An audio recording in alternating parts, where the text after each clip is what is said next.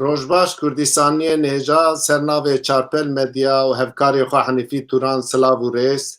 bi hêviya ku hûn rojekî xweş, aram û bextewar derbas bikin em dest bi bername xwe dikin. Mijara me ya îro roja zimanê zikmakî û Kurd e. Wekû tê zanîn di vî warî de biryara UNESCO heye. UNESCO 21 Sibatê wekî roja zimanê zikmakiyê cîhanê îlan kiriye. Gelên bê dewlet ê dibin nîrê asimilasyonê de dijîn 21 Sibatê roja zimanê zikmakiya cîhanê pîroz dikin. Di vî warî de çalekî, panel û aktîvîte li dar dixin. Îsal li Bakurê Kurdistanê platforma zimanê Kurdî û tora çand û zimanê Kurdî bi hev re hevde 23 mehê navbêna hevde û 23 mehê wek çalekiya hefteyekî îlan kirine çalekiyên xwe li dar dixîn. Sedema biryara UNESCO ya vê mijarê biryara wan zanin ku hemû dewleta daxwaz dikin ku li rêzê li ziman weregirtin zext wan neyê kirin.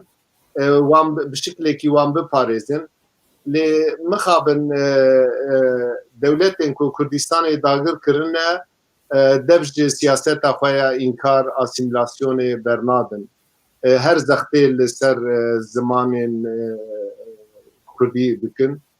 Siyaseta xwe ya înkar û asimilasyonê didomînin. Di vî warî de mînaka herî balkêş dewleta Îran û ya Tirkiyeyê. Dewleta Îran zextê li ser aktivîstên zimanê Kurdî da tîne wan digire davê ji hundir. Li Tirkiyê di gelek waran de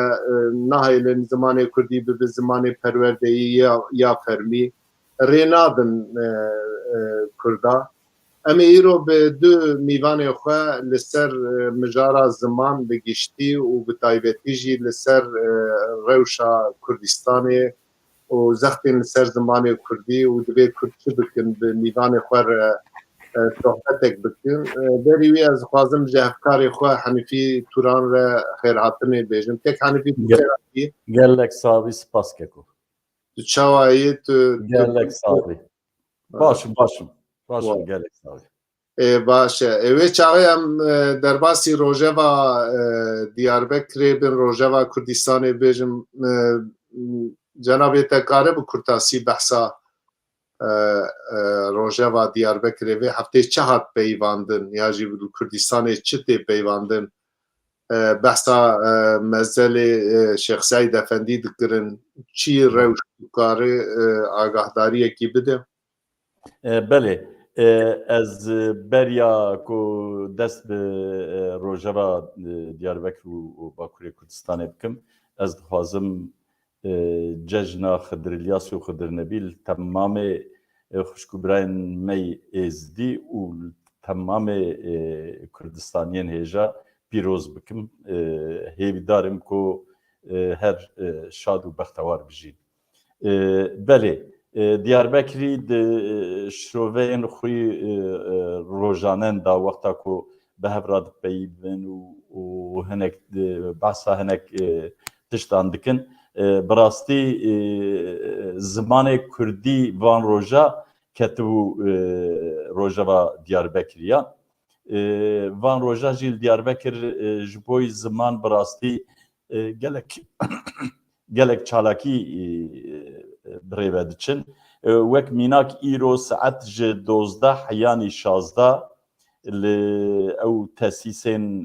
Demirok kojera dibêjin. Li Wirê ew komeleya Medderê li Wirê şahiya zimanê Kurdî pêk dîne wek çalakiyekê. Dîsa roja yekşemê panelek heye. Panel ji aliyê ew sê partî û rêxistinên ku Pak, PSK û Tevger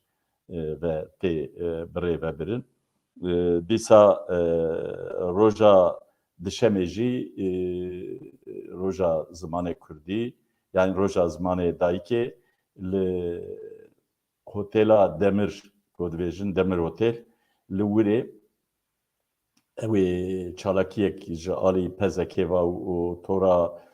çand û zimanê Kurdî ew ê pêk were gelek mijar li wîrê tên axaftin gelek axaftin ew ê bên kirin. Diyarbekirî li ser viyanê hinekî serê xwe deşînin hinek dibêjin wala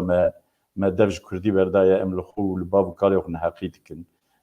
Hinek dibêjin wala em hêjî di mala xwe da bi zarokê xwe re bi Kurdî de axivin. Lê belê divê ku em hetanî nevin xwedî statû em ê wê zor be û wê zimanê me her ku here bihele. Ez leqayî şiroveyên bi vî rengî hatim. Dîsa ew kektinê ez dikarim bêjim ew şeş partî ê sîstema Tirkiyê kî bûn CHP, İYİ Partî, Deva, Saadet, Gelecek û Demokrat Partî wek serokê wana wêneyekî kişandin bi hev re civînekî çêkirin û di dawiyê de wêneyekî kişandin. Di nava Kurda da gelek bertek derketin li ser wî wêneyî. Hinek jê gotin çima HDP têdatin ne. Hinek jê gotin lingê wî Kurda kêmasî têdaye. Hinek Diyarbekirî dibêjin tê hêviya me ji vana tineye, tê cudahî di nava Van û di nava em bêjin MHP û AKP da tineye. Divê ku em Kurd bi xwe ewlê werin. Ew tespîta wan ne rast e ew tu ferqa wan û tu ferqa ew şeş partiya û ferqa ittifaqa Cumhur. Keko ew jî dibêjin yek dewlet, yek millet, yek aliyek netew ew jî dibêjin ferqa wan pir zêde cudayîkî di nava wan da em dikarin bêjin tuneye. Evana qaşo dibêjin em ê işte ji nû da sistema parlamenterizmê bînin wek ku wê anayasakî nû jî yanî makezagonek nû ew ê çêkin. Di wê makezagonê da ew ê behsa Kurda navê Kurda jî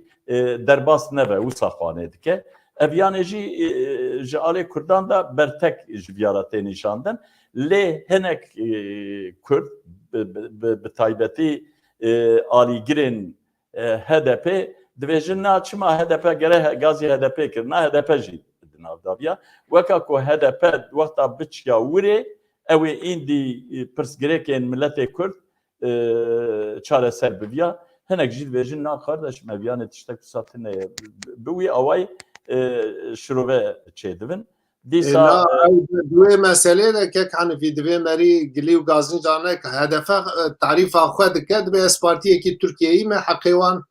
belkî divê meselê de hebe yani. Mesela wan çi ye zanî? Mesele çi ye? HDP divê ez partiyek Tirkiyeyî me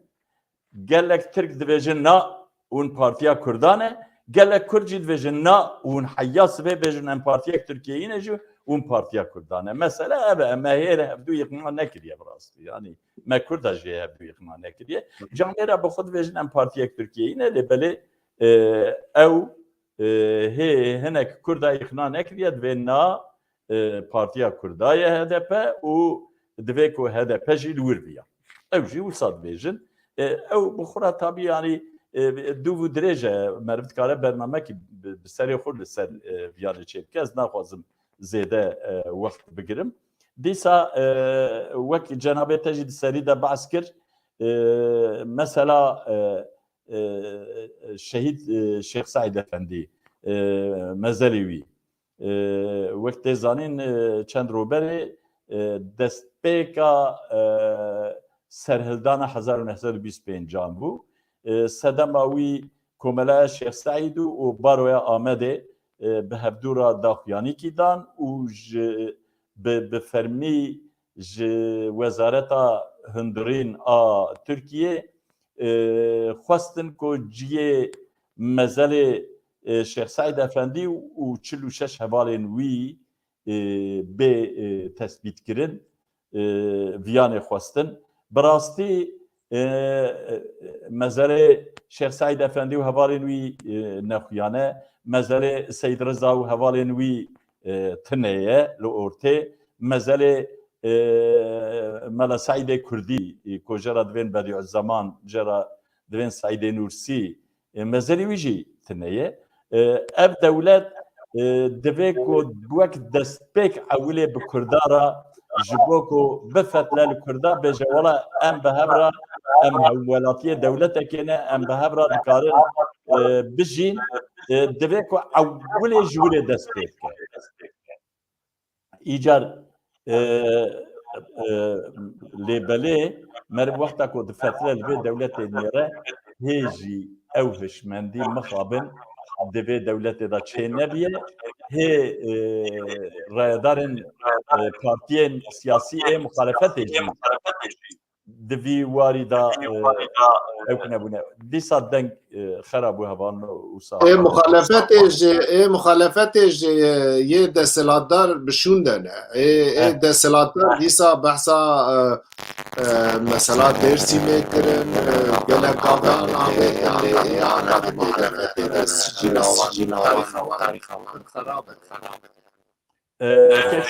tek sîraç dîsa telefona te herhalde pir nêze loma deng pir nexweş dertê deng xerab dertê belê yanî meriv dikare ya bêje wexta ku Kılıçdaroğlu behsa ew kê dike divê em hevdû helal bikin wala hema rêya helalkirinê gava yekemîn van mezelên hanê ne hema em ji wir dest pê bikin û werin ziman û werin perwerdeya bi zimanê Kurdî û ji wir jî em werin ku zimanê Kurdî li deverên ku Kurd lê dijîn li Bakurê Kurdistanê bibe zimanê fermiyê di diyan em wexta ku werin wirê em dikarin bêjin ku em xunêzî helalkirinê dikin û ez gelek mijar hene mijara dawî jî mala te ava bi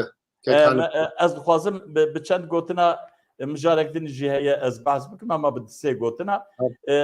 wek ku cenabê we jî dizane li Tirkiye nirxên gelek kel û pelên jiyana rojane biha bû nirxê elektrîkê ji sedî 127 zêde bû evyanê jî gelek bertek welatî hêşan didin û dîsa mixabin min doyî ez wexta çûm ofîsê min wirê wek wêneyekî vêgavê jî berçavê min e min tiştekî dî li wirê saziyek dewletê heye bi navê Türk Mahsullerî Ofîsî Toprak Mahsullerî Ofîsî yanî em bêjin ofîsa mehsulên axê hatiniyan axê li wirê dewlet rast ne bi destê tîcara bi destê xwe bi xwe bi wasta saziyeka xwe hatiniyên axê difroşe rûn jî difroşin ew rûnê dendikên gulê berbiro difroşin îcar ew rûn di 5 kiloya da 5 lîra ferq heye li marketan em bêjin 105 li wirê sede min lên hêr yanî belkî 45 kes ji mêr ketine dorê û wisa dirêj bûye dora wana min vî wêneyî dî paşiyê êvarê min lên hêr ku televîzyonek mixalifa behs kir li gelek wilayetên Tirkiye bajarên Tirkiye ev wêne bala wan jî kişandibû min wî jî dî ez dikarim vana bêjim gelek ew kedin jî hene lê ez dirêj nekim spas baş kek Henifî mala te ava ji bo vê şîroveyên tê hêja te Rojeva Diyarbekirê ji temaşevanê me re nîrxand û anî ziman ez hevalê re jî rîca bikim bira mîvanê me bînin ser ekranê em dest bi bernama xwe bikin temaşevanên hêja vê heftê du mîvanê me hêja hene mîvanê me yekemîn rêzdar doktor Lezgîn Çalî ye kek Lezgîn tu bi xêr hatiyê selamet bî serçava xêrandar bin hûn ji xêra de bin serçava mîvanê me duyemîn rêzdar Tengezar Marînî ye rêzdar Tengezar Marînî nivîskar û helbestvan e kek Tengezar tu jî bi xêr hatiyê دنا بخيرات بنقول لك سباس بو فيغا خوندن بو فيغا بتاع قلنك دنگ نه دیر اما ایرو جناب وره ها والله أمير. دنجيم فكري انا دنگتي انا نه دنگت تی دنگ کن تگزار نه دنجيمتي نه انا دوی بی ها اوكي نجتتي ايه باشا كاكي لازقين قناي دنا في خيري دبن هيفي دارم كون سلكتي بن سباس بو خوندن وفي بابا تاع قلنك كون دار بخن باش سپاس کیک تنگزار ام دست به برنامه خواه بکن جناب وجی زانم مجارا ما زمانه از کیک لزگین دست به بکن کیک لزگین جناب تا امزانن عالیتی دکتری بجشکیه لی تو پسپور زمان جید انی وقتی ده جناب تا کاره واته 21 سبات و تکوشینا محفی زمان زکماکی یا ناونتویج تماشاوان مره شیروه بکه امور دست به برنامه سلاف لو تماشاوان ما براستی اگر مروف بخواسته دست پی بکه تشتکی پر اشکرای یعنی هر کس نهاد زانه که روژا جهانیا زمان دایی که بوان یعنی سال 2002 بفرمی نتوین یگرتی را گهاند که 21 شباط هر سال به روژا زمان دایی که لیکوکاوی ودگره وان بویرن که پشتی آوابونا دولت پاکستانی چه بود یعنی پشتی خسریا هندستان ج بریتانیای سال 47 دما پاکستان هات آوا کرن پاکستان دو پارچه نویه بون پاکستان بیچخ دگو یا روژ آوا او پاکستان نهایه و پاکستان روژ هلاجی کو او دولت آنها مجرد بیشن بنگلادش ساله که پشتی خسریا پاکستانه دولت پاکستان را گهاند کو زمان اردو زمان فرمی یه ولات پاکستانه یعنی به هر دو آلین خوین روژالات و روژاوا دادی د چارچوبه هندستان مزنده یعنی که عمله بفکرن بریا کو پاکستان به آوا کرن او هندستان مزنده کو دو بندست کولونیالیزم بریتانیا دابو اف هر دو پاکستان دو سرک ان دو اکستریمن ولات هندستان نه یعنی یک عالی بنگلادش لعالی هری روجهلاته و پاکستان لعالی هری روجاوای هندستان نه لو ما کلتورا وان زمان وان پر گلک جهاب جهبو یعنی گلک هندی هنه هندستانیین کو نه مسلمان جی زمان وان دشبه زمان پاکستان یعنی اردو پاکستانی یعنی او زمان اردو زمانه که هفپاره و هرمیه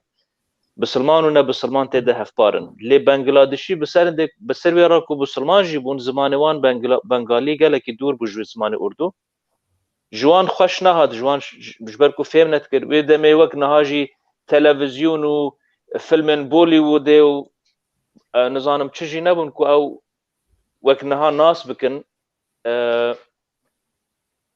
وان خو ناراضی کر لی قنبه بلا زمان بنگلادی به یک زمان فرمی ین پاکستانه هر نهاد قبول کرن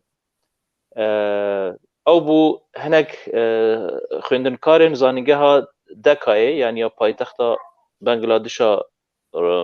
نها ام بیجن ویده میونی پاکستان روجهلات دست به خانشادان کرج بو داخواز زمان خواه دایی که لی پولیسان گلک با آوائه که هوانه برسباوان دا و هنک جوان هاتن کشتن پشتره ایدی او بو صدم یعنی آگری بزاوه که حل کر گلداوی بو خسریا بنگلادش پاکستانه اف درسک پر از هنکش مجار دور که و جبومه با کوریان جبومه کردان گلک بالکشه کو او کسین کو دبیجن ام بسلمانن ام برای هفن يعني بنيرن باكستانيان چقاسي بحماستك وبالدل صافي وبإخلاصك مزن و قال ولاتك مسلمانه كر هما ناوي باكستان جبروي بو قلت ام باكن ام نه هندوكن ام نه هندوسين بيسن يعني هندوسي نجسن بشريعة إسلام نجس وبيسن أم باكن أم بسلمان لدي ساجي السر مسألة زمان سر مسألة زماني هردو آلي بوندو ولاتين جدان نهما بنغلاديش هي باكستان هي يعني بلا كرد بوي يكيك وأم بيجن أم ملتكن أم مسلمان نين خاباندن يعني باشترين درس يكجو درس يكون بلوتكارا جوي بوياري بقرأ أوا ل بشتيوي خسريا بنغلاديشي وجهاف قتيانا باكستان روجهالات وروجاواجي او روج وك روجا زمان دايكي ام بيجن لبنغلاديش هر دهات بيروس كرن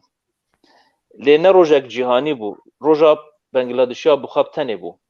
افجي بالكيشه كو هنك جارا انسياتيفن هنا كساد كارن غارتن مازن شبكن دو بنغلاديشيين كل كندا دجيان بيچاخي بناوي رفيق الإسلام وعبد السلام وان دسالة 1998 دا ناميك شانج أمينداري قشتية نتوين يقرتي يويدمي كوفي عنان وخاص كوش بو بارسنا زمان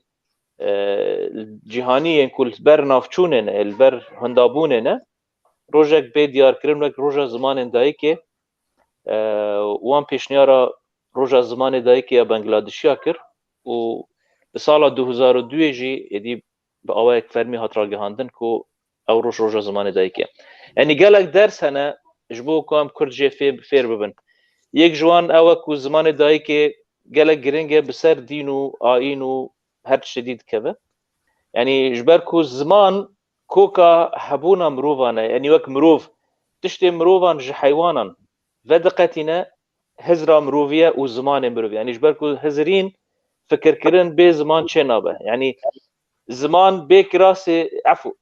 فكر بيك راسي زماني چنابه يعني تو بچ زماني دي بيوي تو بي زماني جي دي فكري يعني زمان وفكر جهاب نجدانه وتشتكو مروفان ج حيوانا ودقتنا زماني وانا يعني كو ام نخودي زمان بن فرق مو حيوانا نينه تو بچ زمانی دی پیوی تو جوی ملتی یعنی تو نکاری بيجي والله بان كردم يعني از كردم يعني تو نکاری بيجي بان كردم ترك گلک جتا حزدكن دما تو بيجي بان كردم وقت بي بان آذربایجانیم بان قفقازم بان özbekim problem وات نه بان ترابزونیم بان استانبولیم لی تو بيجي از تركم جوان خوش نایه تو بيجي از تركم دما تو كردي بيجي از تركم اويش تقبول نكن لي اويش تقبول بكن پر راحت تو بيجي بان كردم يعني بان كردم ايش تقبول دكن بالكو تو وقت بيجي از دياربكريمه يعني بان دياربكريم فرق ناكه بان كردم بان دياربكريم فرق ناكه بان اسطنبوليم لي دما تو بيجي از تركم يعني تختا تو زمان كردي تيني نافده ادي او اشتقبول ناكن او بيديشن يعني دي ام كرد پر جوي بالدار بن يعني كو كردستان كا مازن جي تشيبه زمان وي نا كردي به تني دولتك دولة التركارة تيزي ذكر يعني نا شفيني وقت كردان زاركك لزگin بله gelek spas keko beli kekten gezar Cenab-ı Tel kek lezgin godari kir براستی زمان هیمه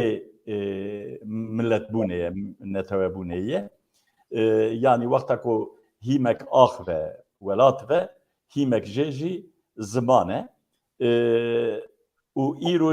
روژا زمانه دایکیه مثلا ما في زمان دا گلو استا نابنتوی کو هاتیه قبول کرن جنابه و چه بیجه كلام الدستكي ذلك قال لك سباس بو في خندني سباس قال لك كو كاكيلا سكيل خالد كو قال بون يكو هذا جيمنا يديسا سنجيتا هولندا دي ولا از هر نابيسن واو نها تشوا يا زيديسا قلبو اوكي نها باشا انا از دنگوی نابیسم كاكو تلفونات نزيته يا انا نعم تلفونات تلفوني افيج ما هاو يالي نها تشوا يا باشا از دنگی و هر دو دبیسم لی دنگ تنگزار نابیسم نها لبپی وکک تنگزار مزه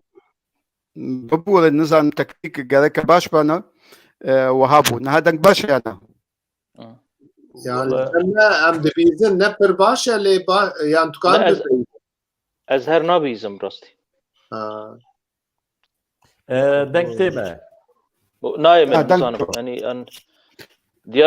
diyara teknîkek aliyê we heye ku çi dibêje bela. أس زانم نهاكو باش Dengewîna keve ser ekranê. والله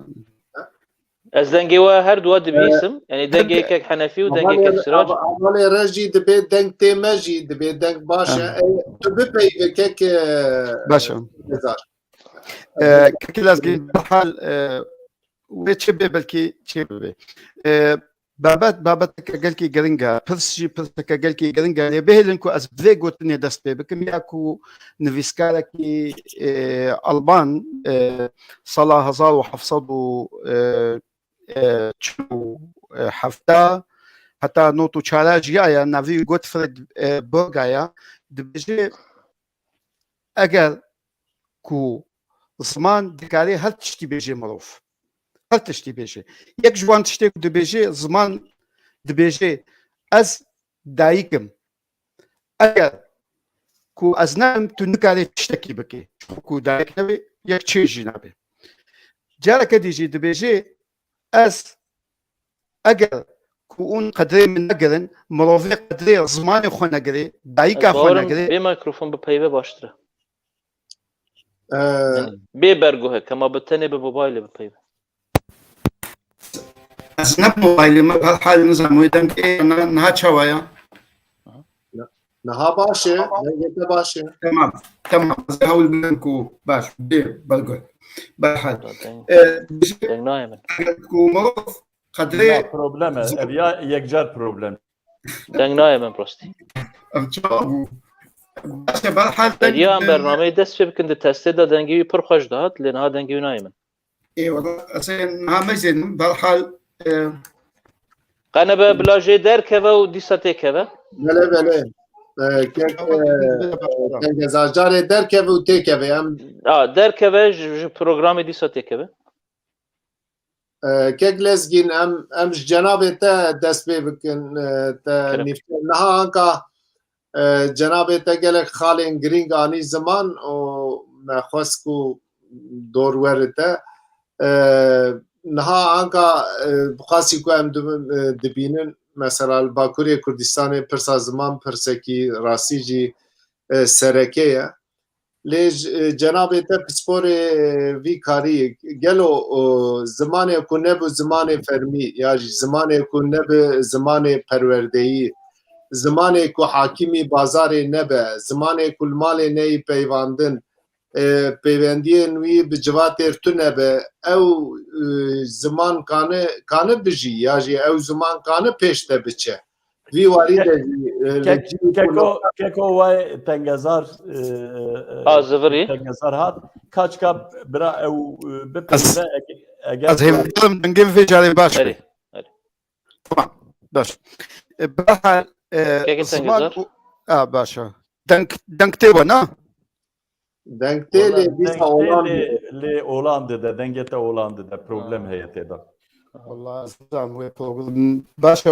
Beku ji berguh kavî be yani. İnsanım.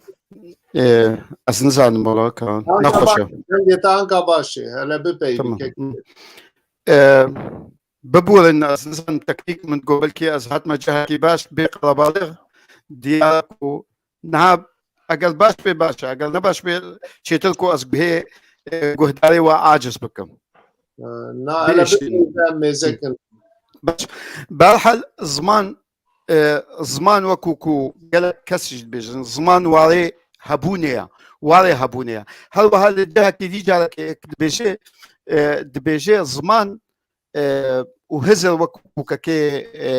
لازقين قوتي زمان وهزر كدو جدانابن لزمان نخزمت كاري هزريا اگر زمان بي هزر فقط جنينا افا يا خالين قالكي قرنقن تو بزماني اگر زماني تهبي تو تشككي تهيا او تشكيكو زمانه جبل ويكي قال لك إيريشتين جبوي ويتشكي جدستا بقرن بالتالي كسر داقي وقتاكو بخوازن كلتوركي ملاتكي ونضع بكن واسيملا بكن إيريشا بيشي تيننا چما زمان جبل عمبارا داوية أزاد ولا دنگتا قطب ديسا كيك تنجزا دنگتا تاخويا ج انترنتاويه والله ديسا تشيبو تشيبو نزانم تشيبو نظام اري ديسا تشيبو انترنتا من چه نشانه ناده کو خرابه اري لان هذا دنگتا تيك كينج باش سيفي دارم كو باش بس باتكم لو راجي اف خالين جرين كو زمان بنجهكي قالكي جرينجا شبيك انينا نتويان ودماكو او نتوا بندست بي ايريش قالك لساتير صار زمان وكم قلت عن براءة ازادية يا داوية دماكو دولتين داقير كار تين ايريشي خالا داويج ازادية دكن واتا دخازن جبنجهيفا جكوكيفا وي ملطي تنبكن زماني وي جيببن جبوي كاربن سردست ببي كي لازقين قلتنا كبر خوش قلت جو اگر تب زماني واخوا ببيجي از ملطي وما جي عاجز بي چما جبر خالا داويج ازاديه تكبرن دماكو او تك بچي بيغمان لاوروبا بشتي كو اف زمان بويا خالن يعني ولاتيكو امتيدا ي المانيا بتشي ديبن زمان بروبلمي واقلكي نينن دولتين لك زمان هنا سويسرا بونمونا تشار زمان بلجيكا سي تشار زمان نتني وها زارافا نرويج بدو زارافاين سركا ي باكول ي باشور دا اخفن او برسكري قالكي نينا تشما جبرد بيجن دولة مندية خلقية لمخابن اف سيستمن توتاليتار يكو سردستي كردستانينا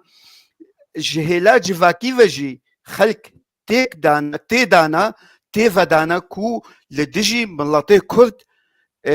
رابن ببيجن اگر كو اف زماني خو باخفن مطرسيك خطرك برمزنا لسر هبونا ما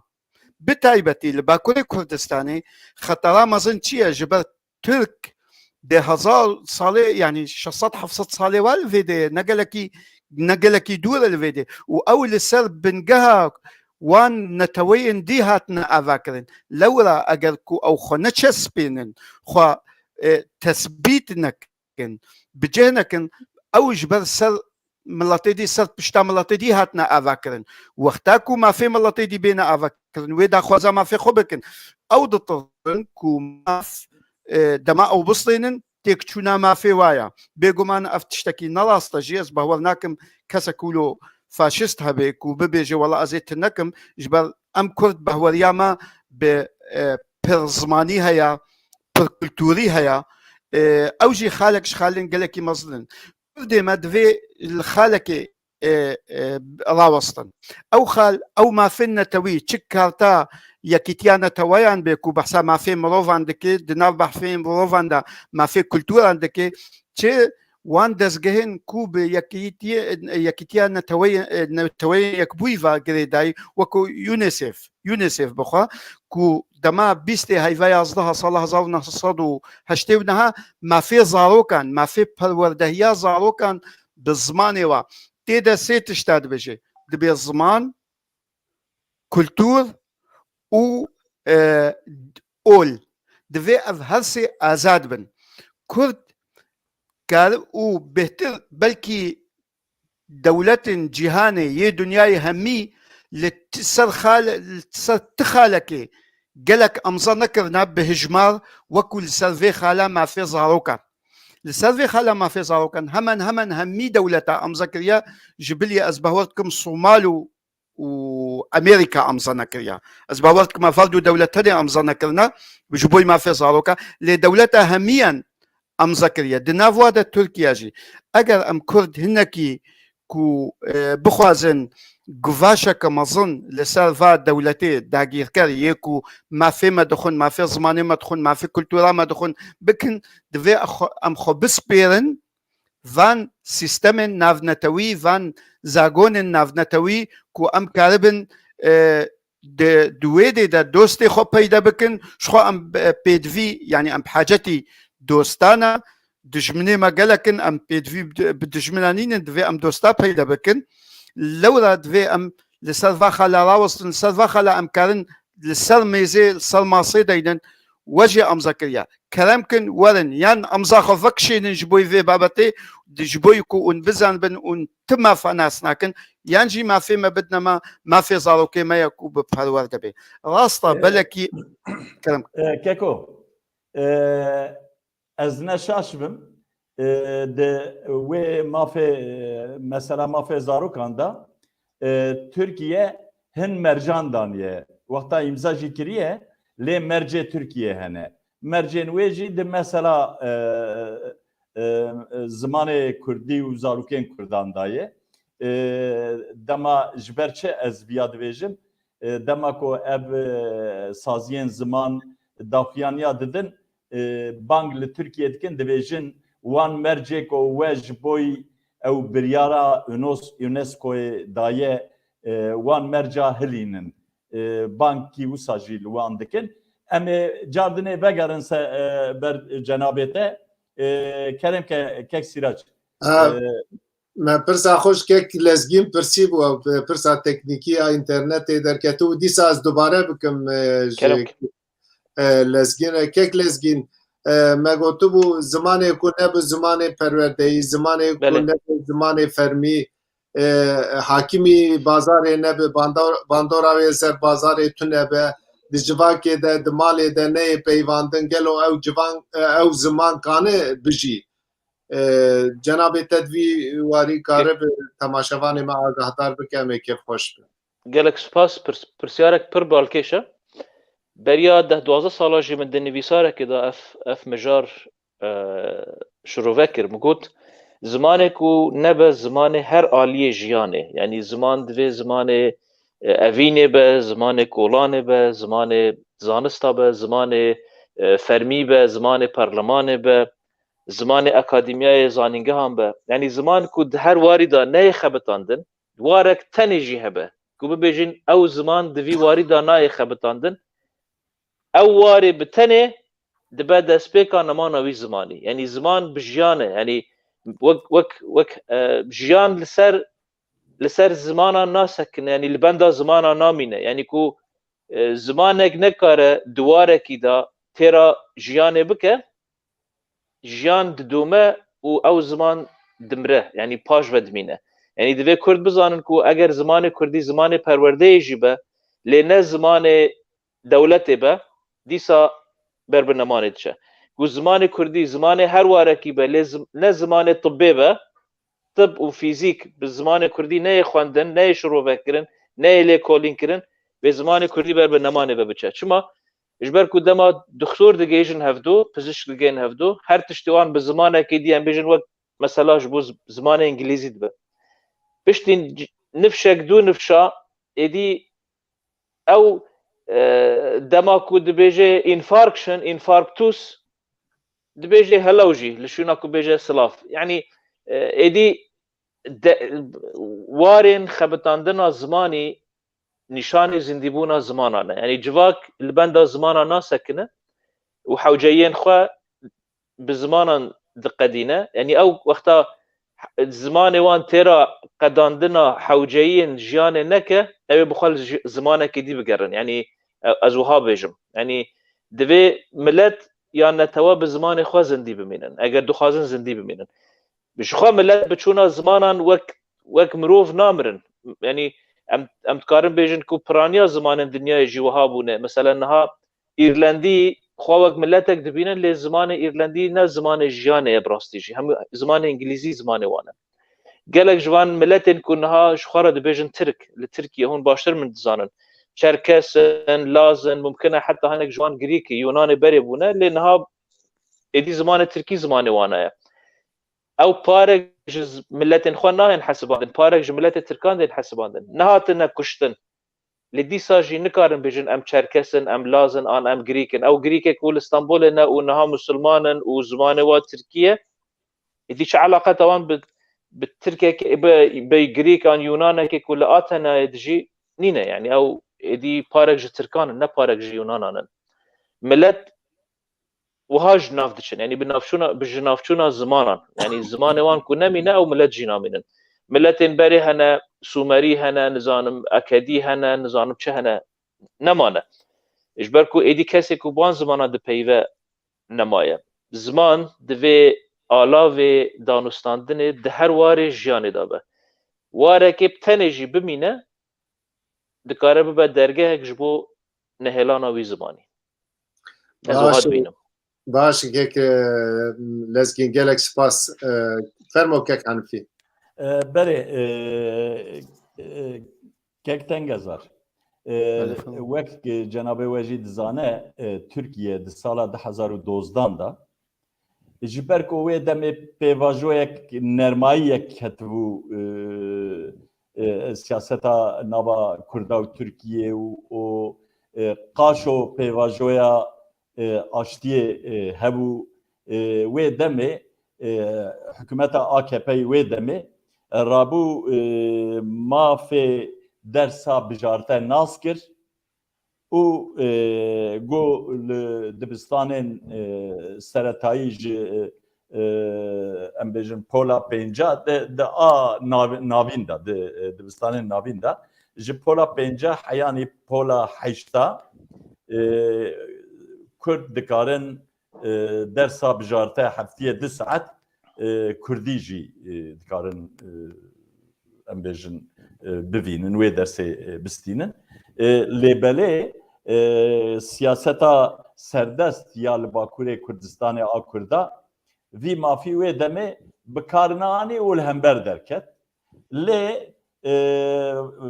ای سال او وان برادران در جوی خلطیا خو بردان و پشتگیریا کامپانیایا جبو درسا بجارته کرن و باکوره کردستان جی براستی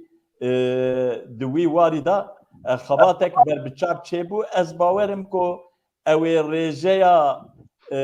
زاروکن کو درس بجارته هل بجارتنه اوی هنکی زیده ببه او صفانت که اونه چی بیجن دوی وارده شروبین و چی نکرد وقت كلام كري لبيرا من صلاة 2012 أجل آمده بو از آمده بوم دوی دمه ده از گلک جارا دچوم از چوم کورسک زمان لویده دان از فين منیبیش مز باورتكم تیرا برسوی دکی من دید ماموستایک ج قصری در ساده ده چند شاگرده من جه پرسیم چند شاگرده ول آمده هنه گو 6 شاگرد آمده هنه 6 شاگرد کورسی ندید دبستانی ده مگو باشه او بریاراک و درکتی کسک لی خودی در نکرد کسک تشتک نکرد یکی لمن وگران گوت تشتکوش حکومتی تی او جبویت نبونا مایا از ما بستامش بیچیا اگر دی جواتی دا کو بیرمندی هشمندی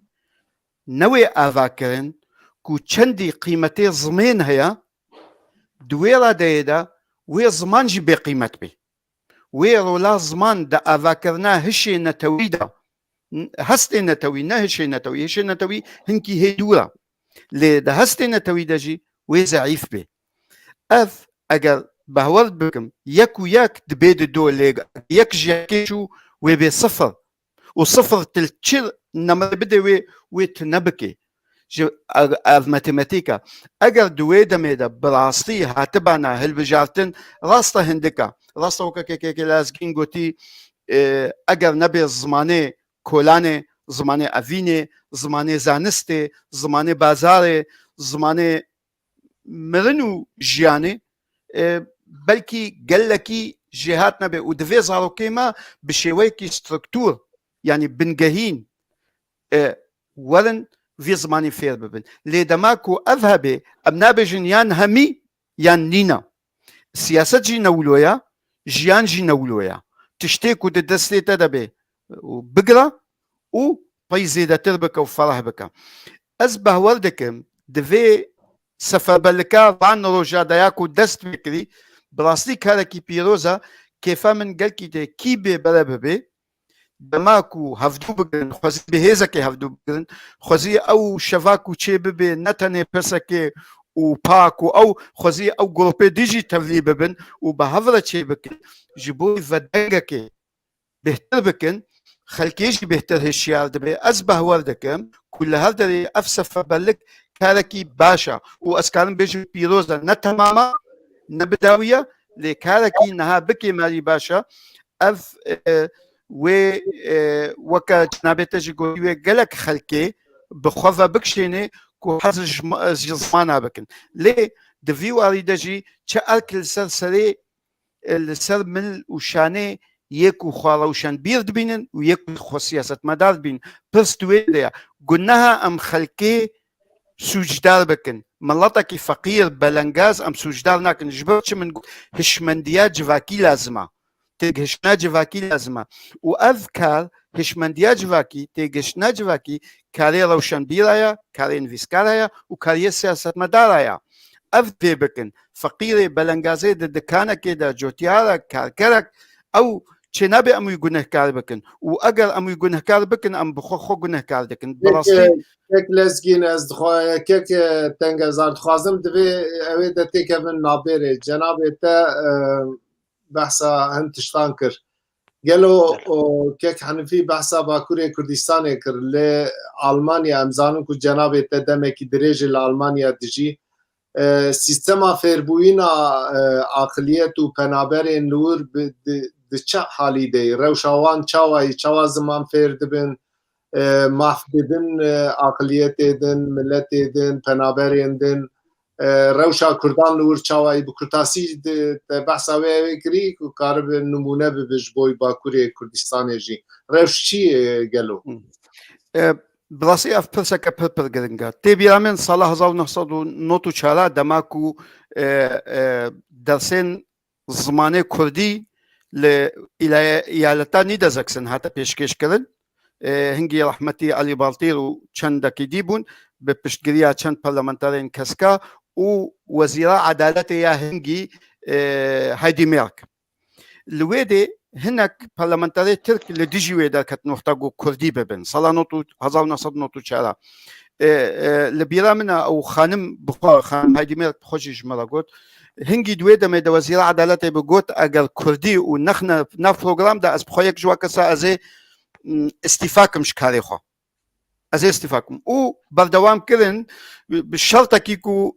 قنصلات تركي امزبكي خوشبختانه وقتاكو قالك زمان بون ام دزان لهانوفر صد وحفتي ونه زمان دبستانه دجتينا دان صد وحفتي ونه زمان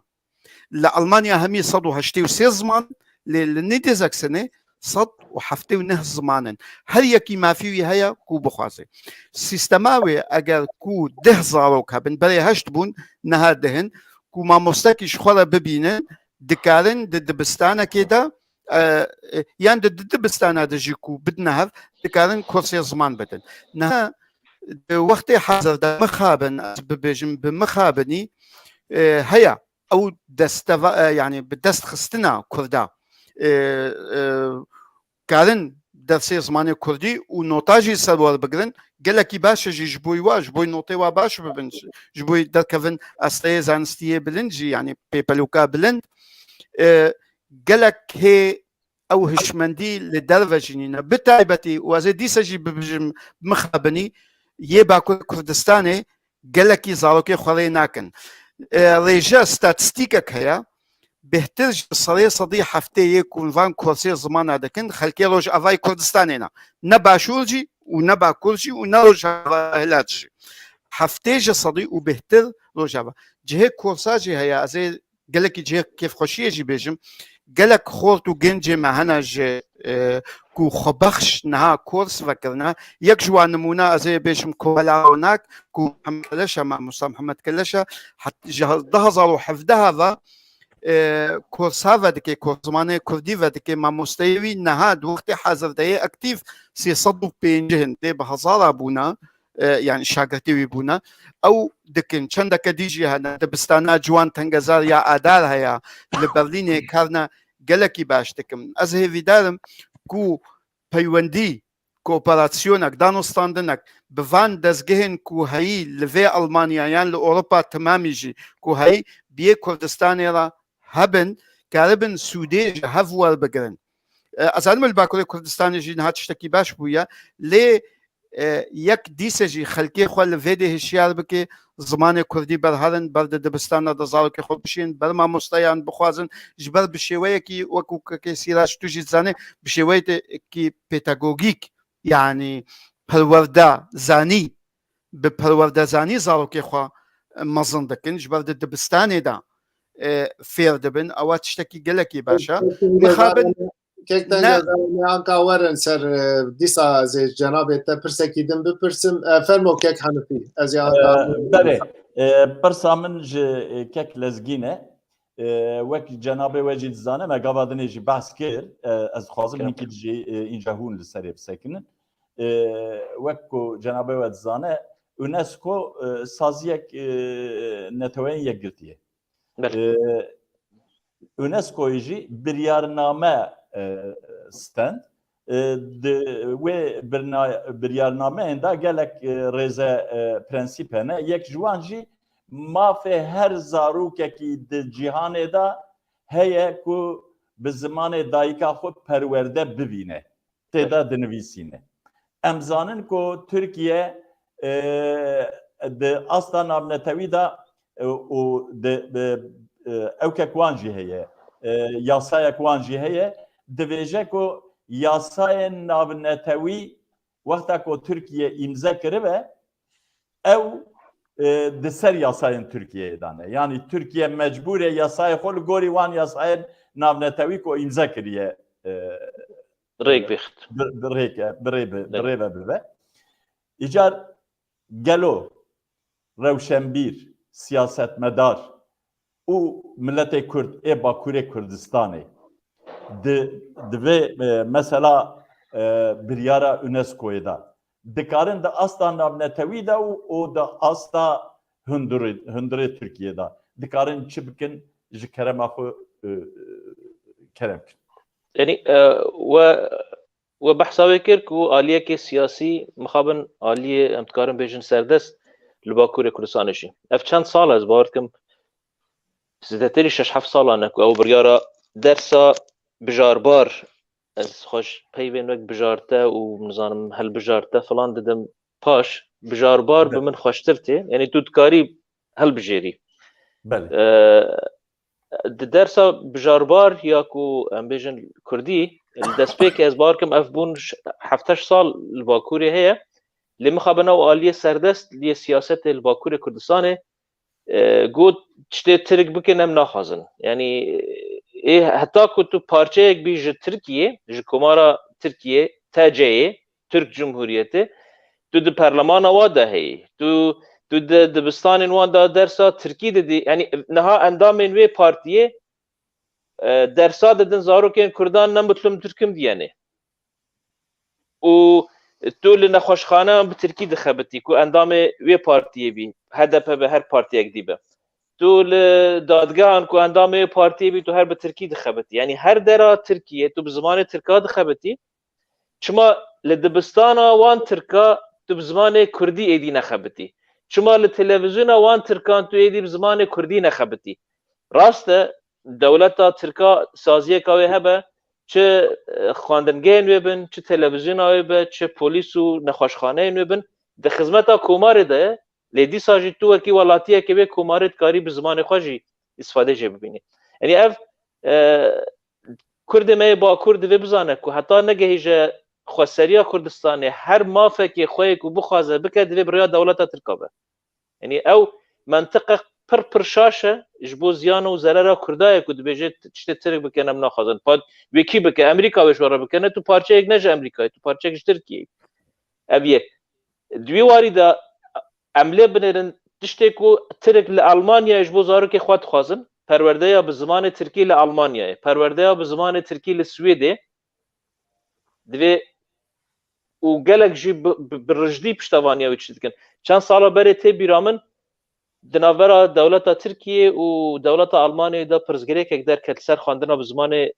زمان ترکیه از باورد کم ممکنه که تنگزار و هون باشتر مش جمع بزانن یعنی تشتی که او جبو زارو کن خواه لألمانیا دخوازه هر قنبه کردمه دوی اللي باكور جبو زارو كان خاب خازن ايش دولته يعني پر عجيب تبي من كنت بيجي بلا كرد جبركو او بانجواز هبو تبي رامن بانجكا هدفي او بوكو زارو كان كردا درسا كردي هل نبجيرن جبركو دولته تركيا جبو تنكرنا ميا من ويش اخي جي دقوت از الباكور بوم دما سمينارك ما هبو لدري ديار بكري مگو اگر درسا كردي ببا درسا خواندن لدبستان تركيا وبدوي درسا تركي جسري حتى بني پسنه تركان و پسنه كمال پاشا و نظانم پسنه چه بده لی بكردي به باشتر جوي و درسك تركي هبه جسري حتى بني پسنه كردا بده و پسنه شيخ سعيد بده و پسنه نظانم شيخ عبيد الله بده درسا تركيا كو پسنه شيخ عبيد الله بده بكيري من ناي لي درسك كردي هبه پسنه اتاتürk بده بكيري متيج بركو زمانه مد پاريزه یک لسگین از دبی نابیره داد خوازم تشتکی آگاداریک بدم جنابته تدید به روشنبیر زمان ناس وجدان گلن افرخنه جنابته ای آواکار جسالا 2012 شونده گلک بلند بو دنگی اورخنه بلند بو نهال باکوری کردستان پلاتورما زمان کردی این نه پارتی تیدنه هاي بجي هيادي هدف جي تيديا و اوجي دخوازا انقا زمان درس بجارتش بوي دخبته پر باش اري بيروز لو ما مگو يعني او تشتكو الدولة ترك لألمانيا جبو ظهرو كي خوي ترك دخوازا يعني قالك برساكك حنفي بو يعني براسي جي دفي كرد استفاده جبه بكن و امجي همان تشتي جبو خواب خوازن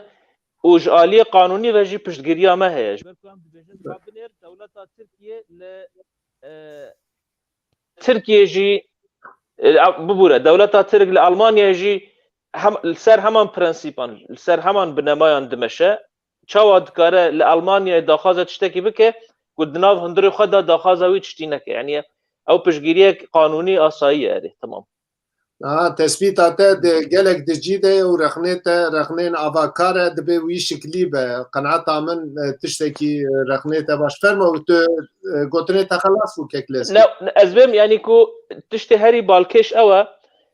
مثلا نبتنی به درسا بجارته جبو ترتا شش جوی دمه نها کد بین ترتا کردی و چاخیجی او حتی دنافبرا منو صلاح الدین دمیرتاج را مناقشه یک شی ورسر تلویزیونا ترتا شش وی دقو دوی کرد آلیکاریه نکن فلانه مگو تلویزیون رادیو کردیا بغدایه هبو بخیره و رادیو کردیا بغدایه کردی هر چهار پارچه هن دنگ محمد عارف جزیری دبیست دنگ تحسین طهای دبیست دنگ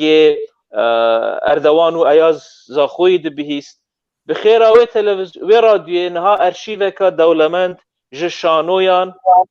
ج تئاترویان یعنی ام بیژن ج سترانان ج هف پیوینان ج بابتن ادبی ج بو ما هي کو بخيراوي تلفزيون بو بوره بخيراوي راديو بو يعني اريد واختار راديو كرديا بغداد به محقق دنوچين خدا دشروين خوين سياسي دا و پشگيريا صدام بك ليه تشتيدن هنا مثلا او جيجبو كردان دمينه دبا مال كردان ترى تشجي وهايه يعني كو هنرمند مين شيوكار جبو ليستنا تياترو كي تشتكي يعني تو بخازي نخوازي جنين ما كردا المال هر شف ل ريزا فيلم تركان تماشا دكن او ريزا فيلم دكاره ريزا فيلم صرف جواكي به نه سياسينه چه دبكو باشترين اكترين ما باشترين هنرمندين ما د ترتشش دا جيش بو كردا بخبتش بركو دزان كرد يعني منطقك بمن عجبت كنت نخوازي دوي چارچوبه دا ده هر واردي جيان دا تو بدولت را ددی دستینی د پرورده دا د بانکان دا د بلدیهان دا د نخوشخانهان دا د دادگاهان دا لزانیگاهان لهر دره تو به زمان سردستان ددی دستینی گوته سر مجار زمان کردی وقت را تشش یان وقت درس بجاره فلان تو بيجي والله اف دولة جبوت نكرنا موهد كده شما يدينا جبوت ما تو تقبول كريه او دانستاندن تقبول كريه او تو د برلمان ترکا دا بترکی دي دستيني يعني شما تلفزيونك هر وي دولتك او برلمان جي هر يوي دولتيه شما تو بكردي ناكي يعني منطقك بمن عجيب تات واز قال كيف خوش وكرم كر نها هدف جي دنا في بلاتفورم دا يكوش بزمان كردي خبته وجاتش هيفيدارم او بقناعات وان يار جدل به نتنج بوه بكو دقال بيلي بمشن يعني جارنا هي تدي اديتو نكاري دجبري بيلي افجانيه بكي هيفيدارم نجوه به هيفيدارم جباوريا وان يا كور دلوادا هاتبكو دقال في بلاتفورم بن وان شاء الله ابي ببا درجه خيري جبوكو سياستك قالك امبيجن ريال بوليتيك يعني يا كتواري باورتر كتوار بينتر لكردستان باكور بمشاندن و روج لبي روج ان شاء الله خير وبركات ويج بكردا بين ديتن يعني سياستك نقلك ايديولوجيك نقلك ايدياليستيك سياستك بالغوري روشه بالغوري كتوار ما بالرياليتي باكور به بخير وبركات ان شاء الله قالك زي ترشي تشبه قالك سباس كاكو هيفي دكمكو او بيل هركو هره ان شاء الله ان شاء الله كيك سراج كرم كيك تنگزار جناب تا ما كوانه كاوت تدي الماني دبك كاما نها جناب تا انتشتان نفچيشت ليات خوازم تجور دست بي بك نها دهوازا پیشته برنا زمان دو بشن وقتا مروبلیم یک ارکا مالبات یک دزگین سیاسی دزگین سیویل سازین دموکراتیک او ارکیوان هنه لی دزگین خباتا کرده جه دزگین نابنتوی جی دوی هبن نا بیستک بری هم ببین کک مزگین پر خالقا گرین دست نشان کرد گو لکانادای دو کس نامج کوفی آنان رشانده بون و کوفی آنان پشتی و یکیتیا نتوا بریار خواه حواله اونسکو کن و دوی واری ده بریارک دک گلو یک جناب تکاره بیجه ارکا مالباتین کرده دزگاه سیاست دوی چبه و دو قادن ابنتوی ده کرد کاربن چی بکن یا جی گوری تا کرد ارکا خود بجیتینن گلو دوی واری ده نها ازيش داوي دست بيكو كرد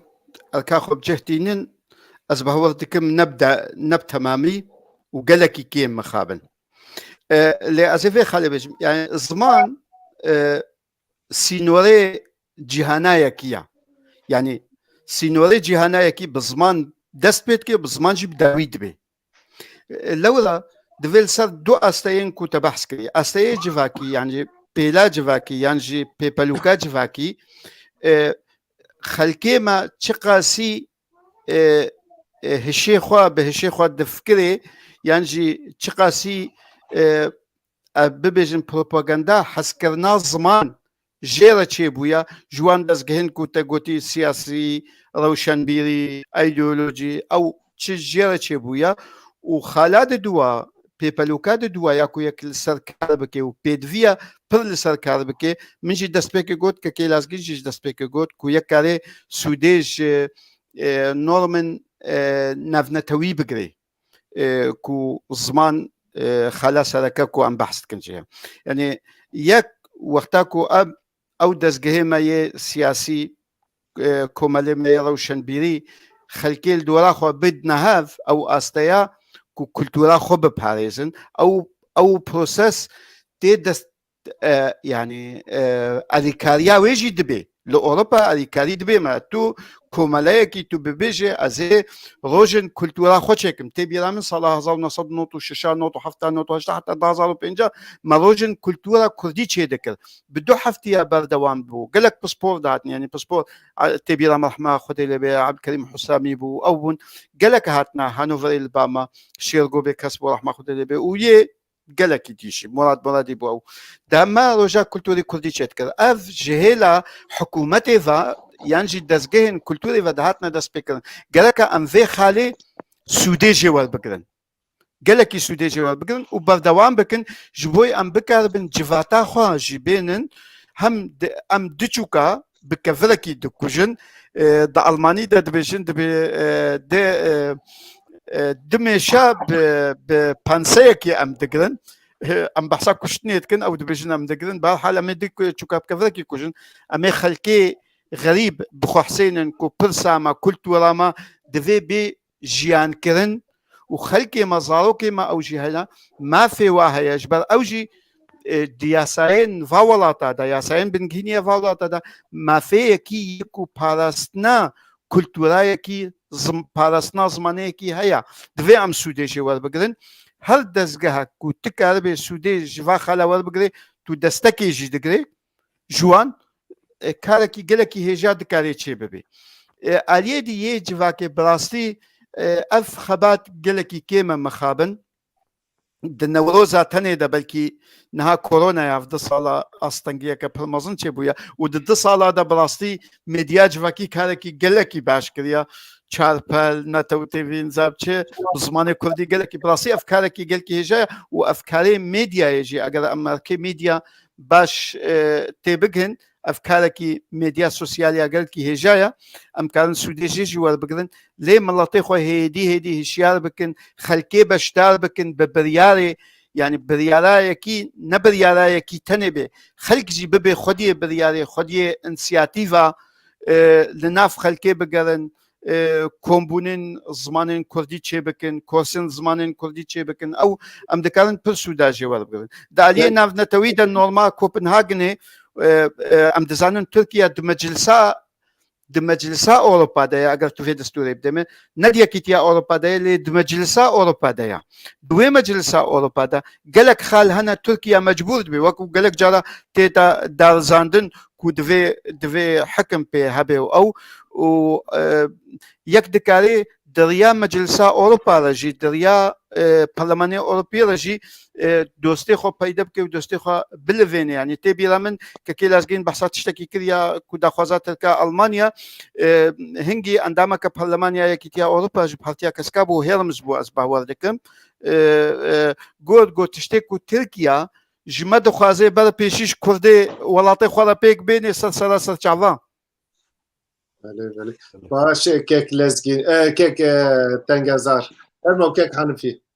بله كيك لزگين جبا 100 ساله هيكو دولتا تركاتيا وكرنو حتى ايرو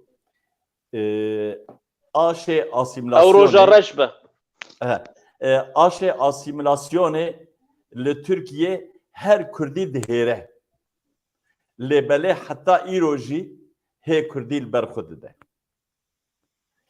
ایجار پرسامن جبو خردکرنا زمان کردی او شکاندنا باندورا اسیمیلاسیونه گلو چه پیشنیارن و جبو ککو جبو خردکرنا زمان کردی او جبو شکاندنا باندورا اسیمیلاسیونه چه پیشنیار جنابه و جبو باکور کردستان خلک باکور کردستان هست براستی مروف دکاره ببیجه که آرمانجا هری داوین یا کردان وکی گلک ملت اندین دنیای جی یعنی مروف نکاره بیجه یا همیان اجبر که اگر وک ام دخوازن ام وک کرد ام دفکرن زمان بنگه نتوابونه به دورا 7000 زمانان للجهاني هنا تشبونا 7000 نتوين سر بخوات دولتين سر بخوات تشتكي قال لك زحمت يعني ناي خيالان دنجي دفي جهانا جلوفراندي ده دفي جهانا جلوباليزابوي ده از بجم جلوفراندي لێ بکەمانی حەقیمە ملەتێن لینیان بەحسا خە بکەن ئەم کورد دەبێژن ئارمانجا مە هەری داوین وڵاتێکی مەی سەربخۆیە ji bo wê welatê serbixwe çawa ku zarok mezin dibin li destpêkê divê hîn bibin li ser zikê xwe bimeşin piştre li ser du lingan bimeşin piştre bibezin piştre diçin golanê piştre diçin dibistanê piştre diçin zanîngehê piştre dizewicin piştre yanî qonaxe tu nikarî bibêjî ew zarokê ji diya xwe dibe her divê roja paştir êdî li zanîngehê be yan zewicî be yanî qonax hene di jiyanê da ji bo vê armanca me ya mezin jî kam dibêjin Kurdistaneka ser xweser me hebe divê ji bo vê xweseriyê jî em bi pêngav bimeşin yanî pêngav ez wiha dibînim bi dîtina min yanî qebûlkirina TRT6 jî yek ji wan pêngavan e qebûlkirina dersa bijarbar yek ji wan pêngavan e yanî gelek tiştê jî dikarin wiha mirov lê binêre yanî ji bo wê ku mirov wiha li proseyê binêre ji bo Kurdên me yên Bakur gelek pêngav hene ku bavêjin ji bo ku xwe biparêzin û wek te got ew aşê asîmîlasyonê ez nabêjim aşê asîmîlasyon ez bêjim aşê herişandinê aşê pelixandinê dixwazin Kurda bipelixînin di nava xwe de yanî ew aş bêsekinandin yanî gelek waran dakar yanî tiştê herî xweş ew e niha gelek cuda ye rast e berî 100 salan ku dewleta Tirkiye hat damezrandin mirov dikare bêje ku bandora zimanê Tirkî li gundên em bêjin gundên derdora Colemêrgê nebû gundî ji bo gundiyan hêsantir bû ku Kurd bimaban lê îro jî rast e birêya înternetê birêya rêzefilman birêya sosyal medyayê Tirkî ketiye hemî gundan jî lê dîsa di eynî wextê da jî azadiyek da Kurdan jî tu ne neçarî îlla li sosyal medyaya Tirkan binêrî tu dikarî sosyal medyaya Kurdî ji xwe rava bikî tu ne mecbûrî rast e mesela na hûn her du hêjayên me jî li ser medyayeka înternetî vê danûstandinê me ra dikin rast e Show TV yan Türk Haber yan nizanim TRT 7 û 8 nizanim çi hûn nikarin we dera bixebitin lê dîsa rê li we vekiriye ku rê li ber we vekiriye ku hûn vê derê jî bixebitin yanî derfet zêde ne her çendek û astengî jî zêde dibin ji ber ku gelek kes niha ez bawer dikim yek ji wan tiştê ku zêdetir ji zora cendirmeyan zora polîsên Tirkan ku berê bi darê zorê wan nedihêj Kurd bi Kurdî bipeyvin li Bakur niha ew perestîja zimanê Tirkiye ku ji bo ciwanên me peyda bûye mesela ew li wan keç û xortên Tirk yên ku di rêzefilman da dibînin stêrên televizyûn û ekranan e stêrên stranan e filanan e li wa dinêrin û bi wê qaş û Tirkiya kubar dibînin ew dipeyvin dixwazin ew jî wek wan bin yanî asîmîlasyon nika asîmîlasyona xwexwestiye ne asîmîlasyoneka bi darê zorê ye yanî Kurd bi xwe êdî bûne hezkerên zimanê dagîrkeran yanî tirsa mezin ew e ya kuş mirov bikare di her warî da wê hêviyê xurt bike ku her tiştekê mirov bu Kurdistaneka xweser bike jî divê bi pêngavên biçûk bêkirin û di her warî da jî be yanî ez 23 salan li dûrî welat jiyam 23 salên jiyana xwe di wan 23 sala da gelek cara ez digirîm bi got xwezî min nizanim li Bakur hûn çi dibêjin em bên şixarte yanî ewa ku kibrît findik ewa ku mirov agir vê dixe em divê niftik ya dare serê wê fosfor pê ve heye tu erê wiha dikî niftik min digot xwezî min niftikek dîtiba ku bi Kurdî li ser hatibe nivîsîn bawer bike niha ez gelek cara dibêjim ez hikûmeta Herêma Kurdistanê li Başûr dibînim hikûmeteke bi parleman sazî polîs filan gelek cara ez difikirim dibîm qey dilê min bi qasî wê niftikê jî xweş nekiriye yanî eger berî 40 sala min ew niftik dîtiba ku bi Kurdî li ser hatiye nivîsîn wê dilê min xweştir bû ya ji dîtina vê hikûmeta Herêma ku niha ez dibînim bi tevî gendaliyên xwe ve bi tevî nezanî û بێکێریە خوا بە gelek jara mirov rexna dike lê dîsa jî divê mirov bizane her tiştê mezin her armanceka mezin jî hebe divê bi pêngav be û pêngavên biçûk be yanî mirov ya herî giring ew hîviya xwe wenda neke ew wendakirina hîviyê tiştekî pir metirsîdar e û gelek jara dijmin jî beriya wê ku hezra kuştina me bikin hezra kuştina hîviya me dikin yanî dixwazin em hîvî şikestî bibin bi rastî jî nimuneyên xıyanetê nîşanî me didin nizanim çi dikin yanî dixwazin me hîvî şikestî bikin ya herî giring ew mirov hîviya xwe wenda neke wek min niha got gendeliya hikûmetê jî mirov dibîne gelek kesin li başûr niha mumkin e mixabin bixwazin ku ereb vegerin tenê ji bo ku ev desalat nemîne tiştekî pir giran e bi min yanî di wî warî de eger planeka dijmina jî hebûye heta hedekî di wê planê de serketî bûne yanî hîvî şikestin tiştekî bi min gelek zor tê mirov dibe pêngavên biçûk jî min xwe bê hîvî neke Keklezgin di wî warî da ez dixwazim agahîkî bidim cenabê te Partiya Sosyalîsta Kurdistan, Partiya Azadiya Kurdistan û Tevger pêngavekî dest pê kirine dibêjin xwestekên me lezgîn ê li Bakurê Kurdistanê yanî wek xwestekên ku zimanê me bibe zimanê perwerdeyî û bibe zimanê fermî û wek ku navê gund û bajarên me bên fetilandin cardinê navên me Kurdî bên qebûl kirin û wek ku em bêjin girtiyên siyasî ên li Bakurê Kurdistanê ku di hebs û zîndana dane bêne berdan û her wekî din gelek xal hene ez naxwazim pir dirêj bikim di wî warî da pêngavekî dest pê kirine di serokberê çûn bi saziya em bêjin bazirganan ê Diyarbekir bi wan re jî danûstendin kirin li ser vîya wayî ewan jî kêfxweşiya xwehanî ziman ez hêvî dikim ku ev pêngav pêş de here ew tiştê ku hûn dibin yanî heta em bigîjin armanca xwî dawî ku em dibên serxwebûna Kurdistanê ye divê tiştê ku em bikin hene tiştê ku em ji bo wî bixebitin hene xwaneyê ku vêga vê hema bi rehetî hema em destê xwe dirêj bikin û dewletek ji xwe re ava bikin tinê încar gere hinek tişt em bikin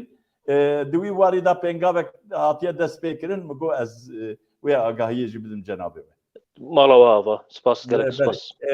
kek Sîrac Keremke hediye dî wext çi zû derbas bû hediye dî wayê em tên taliya bernama xwe bi rastî wext dibe her du mîvanê me jî şerezan e jî hatîne û me ferq nekirin wexta me ji derbas bû kekê tengezar ez cenabê te dixwazim pirsa ew birsin niha çi li Ewropa wexta mirov mêze dike çi jî li welat bîsekberê hevkarê mişkek lezgîn jî pirsî asimilasyon zorê dide berxwedana Kurda Kurd berxwe dide lê asimilasyon zorekî pir mezin zextekî pir mezin danî ser Kurda ne tenê em bibên zaroka zextê danî zorê danî ser mezinan jî hûnê çi bêjin gelo divê Kurd çi bikin û bu yê girêdayî dixwazim di mesela asimilasyonê de bu yê girêdayî dixwazim cenabê te gotinê xwe jî gotinê xwe Îtalyê jî bibêje û hêdiyê dî em bernama xwe biqedîn fermo kek tengezar Rastî dîketî min gotim got ziman xela herî dawî ji azadiyê ye lewra êrişê li ser ziman dikin ziman hebûna yekî ye ziman hebûna mirovan e ziman kirasê hizrê ye arşîva dîrokê ye tibê çi ziman ew e ziman ew xela ku çê nabe yek derbê tiştekî ji re dibike yani ew kekê ku niha hate gotin her tiştekî ku bêdan gerek yek qebûl bike tiştê baweriya min de got karibê li pêşiya vê tunekirinê ez dibêjim wexta ku zimanekî tune bibe yek wekû netew tune dibe xelek ji wê bervêderiyê ji wê berhingariyê ji wê berxwedanê اويا كويا بكا زماني نتواخى بخلقي خوش شيرين بكي كل لطيبتشن اف خالك قالكي قنقا يا تدوا دباوريا مدى يكو ام الدربجي قالك ام كاري ورقري برتوكين زاروكا قالكي قرنقا ام كاري ورقري بربكن كاري ورقري وبزافاوي يعني بزافا ورقري دكاري جهكي قالكي فالا دوي زمانه کو برندار زمانه سینور کری زمانه کو پارچه کری دکاره داگره چما از دبیجم ورگر دماکو ام کلتوره دیجی تاوی کلتوره خودکن چاندا دیجی تاوی چانده خودکن هشمندیا ما سترکتورا هشمندیا ما دوی ما تدش برای بدزمان بزن يعني دو كلتور جبن اسوياوي فرحترا ولا دنگه تد او دبه هولندا ده نها شوايا نا بپیوه انکا باش برحال او خالا گرنگ یاکو از بيجم ورگره کو روشن بیره ما یکو پسپورت تیدا نه هرکس پسپورت تیدا دوی دزگه ما یه تی بیرا من 2006 لفستیوالا دهو که هنگی گوتارا من بخوشی لسر ورگره ارکدوی بو و ارکن حکومت هرما کردستان جیبو هنگی کو چه دزگه ورگره گرک دزگه ورگره چه ببن ورگر خالکی گرنگا خوشبونا زمانكم خالکی گرنگا تکلین یکی ین دیپلماسی به دزگه نروشنبیری را چه پارلمانتان ویسکارا به چه پناناف نتوی به چه دزگه زمان زانی بین یعنی انجمن زمان زانی کو لالانیا به فرانسه بیان چه دولتی به بوار به جوا سود ور برن پشتگیری جوا برن از باور دکم افکار همی گلک جین مخابن گلک جین ابونا اف روش گلکی ام دکارن پشتگیری خلکی خویه وليت بكن خلكي وليت ام دزان تشقف وزحمتي الدوراوانا يعني يقدر كان درك بينها كمبانيا زمان يكي دي ولي بوجي يعني يكي بحساني كشتن صالا نوتو دوا وتبيرا وبيشقاس كشات كشتن جمان خد قولش موسى انت او يعني اف بهولدك قال لك يقرن ام بشتغريا واكن ام ببرهمن خو بزمان خو بتكلين خو دوستي وان پیدا بکن خالق قال كي جرنگاز دو خازم ببيجم بزگهن کو كاربن لأوروبا باجار بباجار خشكن باجارين كردستان پیدا بکن وانه خشكاوي هي تسلي از بهور دكم نوفا لبرن کو خشكا آمده به مخابن ليستكك چيبو سوجي ما كردابو ديسا کو نبو لي ديسا او دزگه گروپا ما يا پشتري فرنشافت يعني دوستانيا هانوفر آمده هيا اگر او باجاردی کردستان یک بیک خوشکنا خو پیدا بکن کار تیدا بکن بلوی کو کاربن الیکاری جواب بگرن چه دبستان موسیقی بن موسیقی گلتی گرن گجبه پیش نازمان چه دیبن از باور دک ام دیجی گونا خودم کو ملت ما هیج زمان خو هبه از سفر بركاكو تشيبو يلباكو زي تلبي تمام بهافرا ام بهافرا بهيزن و ام نبهافرا نبهيزن قال لك صعب فرقو كيك حنفي بله كيك لازجين ام هاتن داويا برنامج خو تشتكو هون لي زيدكن هبن كرامكن و غوترين خوي داوي غوتانونا داوين كراف وك كرامكر اف بستدان سالان نه اف بهزان سالان كرد برخوددن قلق ملت هبونا او ملتنا بيجن دردورا بحر سبي همي د وقت خدا برنگه که جرنگان آسیمیله بونا جاره بونا گریک جاره بونا عرب جاره نظام بونا ترک یکو مانه و خو پاراستی به هزاران سالانه کردن ممکنه اوجی بخیرات جایان بویا نجبر هجایی ما بخواب بویا نزانم لی به هر آوایی هبه ما کرده خواه پاراستیه یا گرینگ اوه کو جنها پی و جیم خواب پارستن جبر که خواب پاراستن نه تنه خواب پاراستن لاش مروانه یعنی ام لاش خود پارزین لێکوان بخوازن وەک خوا بمێنن ژی یا هەری گرنگ ئەوە کو مرۆڤ زمانی خوا بپارێزە ببێ خۆ پاراستنێ ji bo vê xwe parastina zimanê me ya herî giring avabûna dewleteka Kurdî ye yan jî bi kêmanî dewleteka jiyana di nav dewleteka demokratîk da ku bikare wê xwesteka me biparêze yanî heta wê rojê divê em ku me heta niha çawa kiriye wesa berdewam bin pêngavên biçûk jî bin em bêhêvî nebin û gelek tişt hene beriya ku em ji dijminan ji dagîrkeran bixwazin divê em xwe wan bikin mesela wexta ku gelek ji wan rêxistinên me yên Kurdayê ku daxwaza fermîkirina zimanê Kurdî ji Tirkan dixwazin dema disaziyên xwe da zimanê Kurdî naxebitînin mecna wê tune ye tu dagîrkera bixwazî ew rehet dikare ji te re bêje tu cara pêşîn tu xwe bike paşî me bixwaze yanî gelek ji van saziyên Kurdan bixabin wiha ne ez li Almanyayê geriya me gelek dikanên Tirka hene tu yek peyva Tirkî jî nabînî Almanî jî nabî li ser hat binivîsîn yanî hemî tiştê ku li ser dikanên wan hatiye nivîsîn bi Tirkiye yek peyva Almanî jî têde tune ye tu wexta diçî nava wê dikanê jî tu dibînî ku cara pêşîn mesela ez çûm carekê sîmkartekê bikirim ji bo telefona xwe xwediyê wê Alman bû cara pêşîn Tirkî xeber da min bi îngilîzî xeber da min got ez Tirkî nizanim yanî ku te dibîne cara pêşîn bi zimanê xwe xeber da hele mirov dikare ji va dest pê bike yanî mixabin Kurdê me Bakur hene xwaringehên wan hene li Hewlêrê li Duhokê digel te bi Kurdî dipeyivin lê di navbera xwe ra dibêjin soğan getir nizanim ayran getir yanî ayran getirê çima dibêjî ne cendirmê Tirkal verin ku bibêjin te bi Kurdî xeber nede yani tu dikarî mirov ji xwe dest pê bike pêngavên biçûk ew destpêka rêya azadî û serdestiya me Kurdan e em bêhêvî nebin inşallah baş gelek spas gelek keklezgîn tek hanifî cenabê te jî gotinê xwe dawiyê tu jî bêje û em hêdî bername ez hêvî dikim ku hetanî em bigîjin armanca xwe sereke armanca xwe ku bi sed salan e